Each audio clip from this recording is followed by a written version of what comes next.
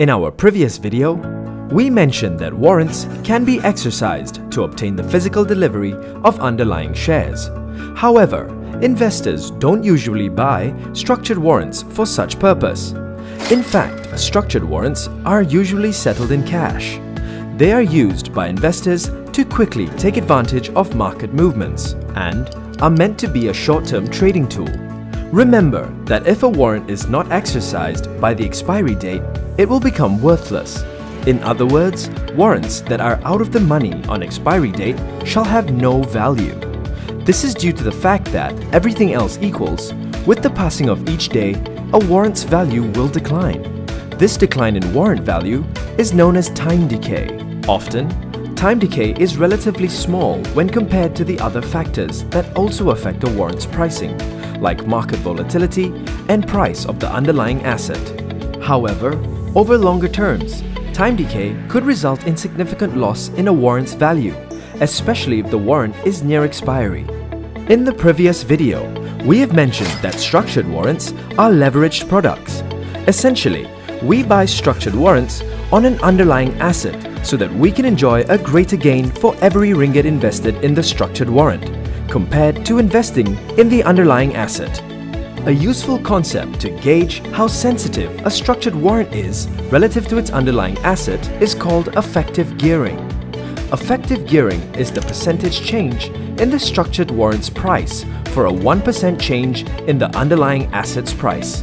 For instance, if the effective gearing of a structured warrant is 5, the structured warrant's price will change by 5% for every 1% change in the underlying asset's price.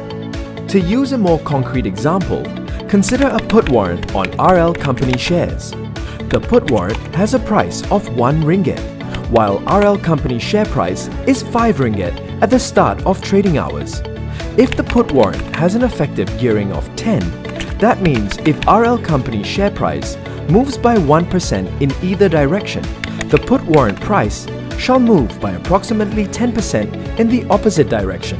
Remember that a put warrant's price moves opposite to its underlying asset's price.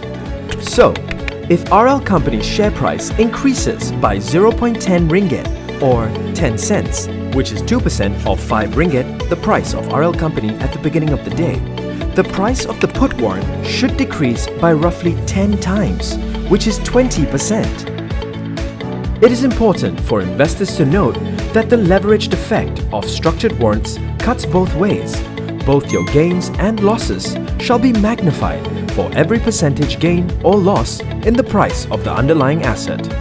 The silver lining is that your losses are limited to the price you paid for the structured warrants. Let us see how one should decide which structured warrant to invest in. Firstly, look at the underlying asset. After all, structured warrant prices are dependent on the underlying asset.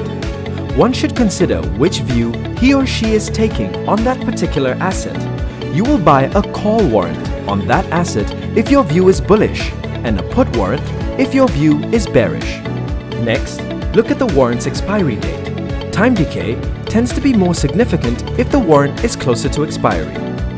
Nevertheless, everything else equal, a structured warrant tends to be cheaper if its tenor is shorter. On top of that, investors should choose a structured warrant with an effective gearing that is more appropriate to their risk appetite. While high effective gearing will give bigger gains if the investor's market view is correct, it is also more punishing should the investor's view turn out to be incorrect. Last but not least, a structured warrant with a value reduced or close to zero can still gain in value provided the market moves in the right direction. A structured warrant will only become worthless if it is not exercised by the expiry date. Next, we look at how to use live matrix provided by structured warrant issuers to help you estimate a warrant's fair price.